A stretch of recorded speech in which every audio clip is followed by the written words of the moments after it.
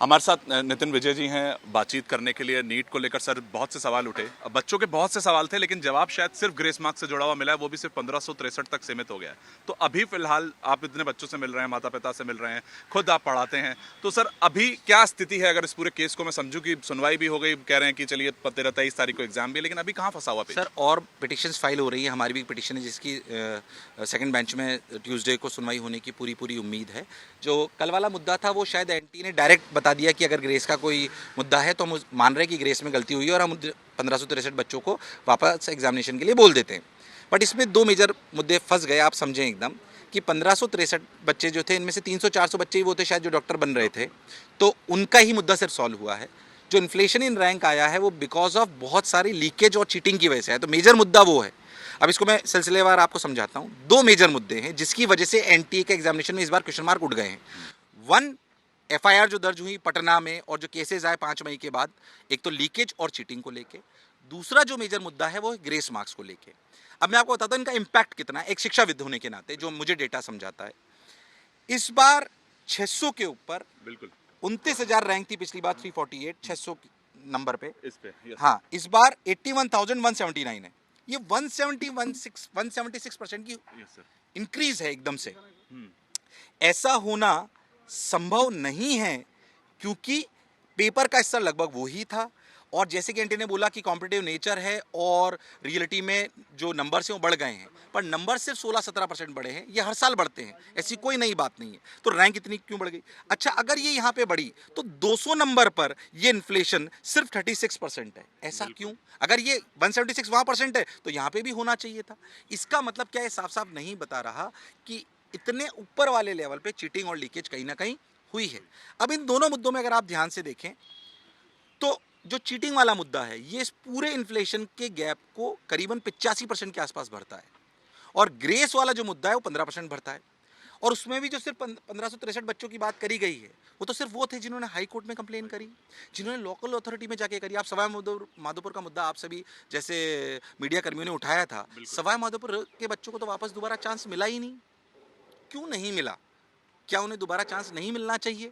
क्योंकि वहां पे तो गड़बड़ी हुई है, साक्ष्य है, सबके पास है। तो बिहार में हुई है, गोधरा में हमने देखा कि किस तरीके तो से।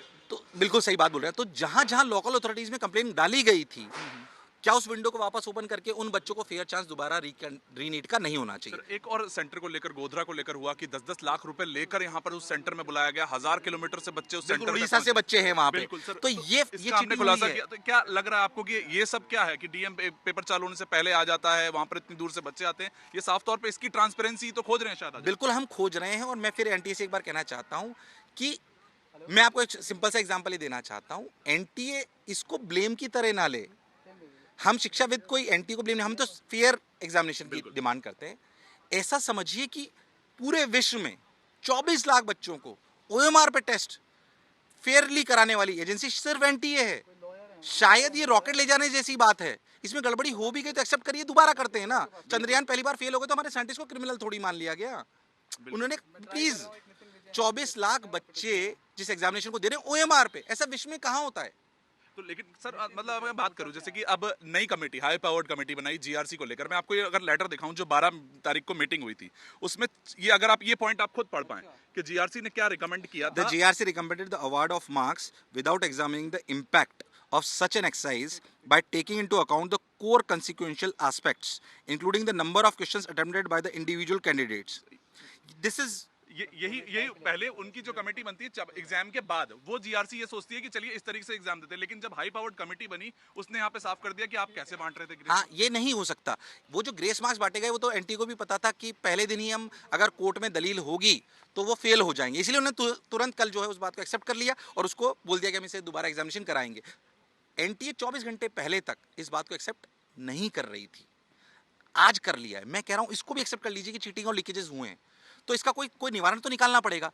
कि एनटीए बोले कि हमें पता पड़ गया है कि इस सेंटर्स पे गड़बड़ी हुई क्योंकि जहां पे एवरेज नंबर से ज्यादा आए हैं या 700 से नंबर साक्ष्य हैं, बिहार, गोधरा, हर जगह के सब साक्ष्य जगह। हैं, और मैं लेकिन कह रहा माना नहीं कि अभी भी अगर एजुकेशन मिनिस्टर की मैं बात करूँ का लीक कहीं भी नहीं हुआ है, लेकिन जवाब अभी वहीं के वहीं है सर। कोई लीक से जुड़ी कोई आगे बात बढ़ नहीं। देखिए मैं आपको एक बात बताऊं, मैं हाथ जोड़ के विनती करता हूं, इस इशू को पॉलिटिसाइज हम नहीं करना चाहते हैं। हम शिक्षाविद हैं, हम ना गवर्नमेंट को ब्लेम कर रहे हैं ना हम कुछ कर रहे हैं। गवर्नमेंट की वजह से हम काम कर पाते हैं, एनटीए की वजह से हम काम कर पा रहे हैं। नेशनल टेस्टिंग एजेंसी को स्क्रैप करने की हम बात नहीं कर रहे हैं, ऐसी कोई डिमांड नहीं है।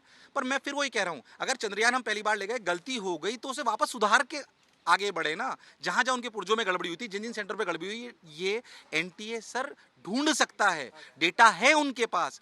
Y they are not sharing transparently to it? अगर ये वो कर लेते हैं, 24 लाख बच्चे, सर मैं तो खुद कॉम्पिटिटिव एग्जामिनेशन तैयारी करी है, मैं आपके मंच के माध्यम से बोलना चाहता हूँ, आप शायद उस दर्द को महसूस नहीं कर पा रहे। मैं आपको क्यों ये बात बोलना चाह रहा हूँ, आपके लिए जो आज आप इंटरव्यू ले रहे हो नॉर्मल है सर, आप रोज लेते हो, आप ऐसे इश्यूज रोज देखते हो। मैं शायद पहली बार यहाँ पे खड़ा हूं। पहले दिन से खड़े, मैं 4 दिन से वो चमत्कारी सेंटर पे भी था, बहादुरगढ़ में होके आया था।